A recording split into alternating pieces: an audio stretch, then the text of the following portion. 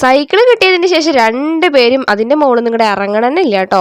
Food കഴിക്കാനാണെങ്കിലും പഠിക്കാനാണെങ്കിലും കുളിക്കാനാണെങ്കിലും ഒന്നിനും വരുന്നില്ല. രണ്ടുപേരും ഇപ്പം അതിൻ്റെ മേലെ തന്നെയാണ് കേട്ടോ. രാവിലത്തെ ചായ കുടിയും കഴിഞ്ഞിട്ട് ഇറക്കിയതാണ് കേട്ടോ ഈ സൈക്കിളിനെ. പിന്നെ ഇപ്പം സമയം 11 മണിയായിട്ടുണ്ട്. ഇതുവരെ അവർ ഫുഡ് കഴിക്കാനാണെങ്കിലും കുളിക്കാനാണെങ്കിലും ഒന്നും വന്നിട്ടില്ല. കുറേ നേരം ഞാൻ വിളിക്കുന്നു വായോ വായോ പറഞ്ഞിട്ട്. പക്ഷെ ആ പരിസരത്തേക്ക് അവർ തിരിഞ്ഞു നോക്കണമെന്നില്ല കേട്ടോ. ഒരാളുടെ കഴിഞ്ഞ ഒരാൾ എന്ന് പറഞ്ഞിട്ട് അവർ അങ്ങനെ വണ്ടിയിൽ തന്നെ കളിച്ചും കൊണ്ടിരിക്കുകയാണ്. എന്തായാലും ഈ പുതുമയൊക്കെ ഈ ഒരാഴ്ച തന്നെ ഉണ്ടാവുള്ളൂ, വാങ്ങിച്ചിട്ടല്ലേ ഉള്ളൂ. ഇപ്പോൾ അത് കഴിഞ്ഞ് ഏതെങ്കിലും മുക്കിൽ നോക്കിയാൽ മതി, ഈ സൈക്കിൾ അവിടെ കിടക്കുന്നുണ്ടാവും കേട്ടോ. അപ്പോൾ എന്തായാലും കിച്ചു അവളെ ഓടിക്കാൻ വേണ്ടി പഠിപ്പിക്കുന്നുണ്ട്. പക്ഷെ അവൾക്ക് അതൊന്നും അത്ര വലിയതായിട്ട് ഇഷ്ടപ്പെടുന്നില്ല കേട്ടോ. അവൾക്ക് എല്ലാം സ്വന്തം ചെയ്യണം. എന്നാ അറിയോ അതായിട്ടല്ലേനും. നമ്മുടെ കിച്ചു ആണെന്നുണ്ടെങ്കിൽ പതിയെ പതിയെ എന്തായാലും പഠിച്ചു കേട്ടോ.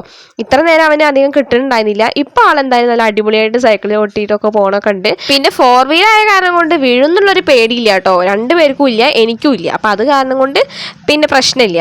നമ്മുടെ കിച്ചു ആണെന്നുണ്ടെങ്കിൽ ഇപ്പോൾ സ്വന്തമായിട്ട് സൈക്കിൾ ചവിട്ടാൻ തുടങ്ങിയ കാരണം കൊണ്ടാ തോന്നുന്നു ഇറങ്ങണമെന്നില്ല കേട്ടോ. തുമ്പിക്കുട്ടിക്കും കൊടുക്കണില്ല. അതിനിടയിൽ അടിപിടിയും ഒക്കെ നടക്കുന്നുണ്ട് കേട്ടോ.